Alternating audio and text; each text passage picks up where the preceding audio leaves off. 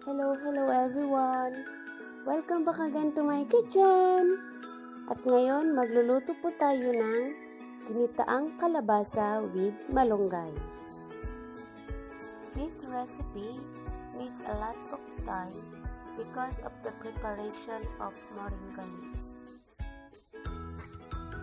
So plan ahead the cooking time on this type of dish.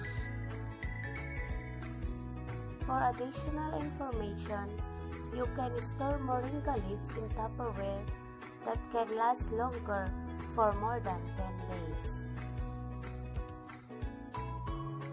And the longer you kept in a box, the easier the moringa leaves to separate. So I have here in the box, I stored 7 days old moringa and the other is newly fresh. Now let's take a look of this. So I will show you, this is a 7 days old moringa kept in a box. It is easier to separate. We have to be very careful in preparing these moringa leaves as we cannot include the tiny stems on the food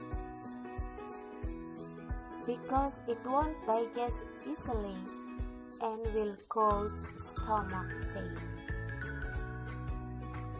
Disclaimer lang po, I'm not expert about this, pero binabahagi ko lang po ang natutunan ko sa iba. Moving on, this is newly fresh leaves. See, it won't separate easily and the stems are breaking through. Anyway, kailangan naman talagang matyaga kayo kasi yun dapat ang kailangan natin sa araw-araw nating buhay.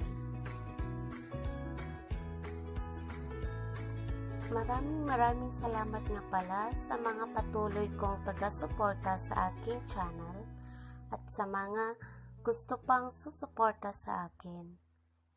Hindi ko po kayo makakalimutan at siguraduhin ko pong kayo'y aking babalikan sa abot ng aking makakaya. So please keep on watching. Bye-bye!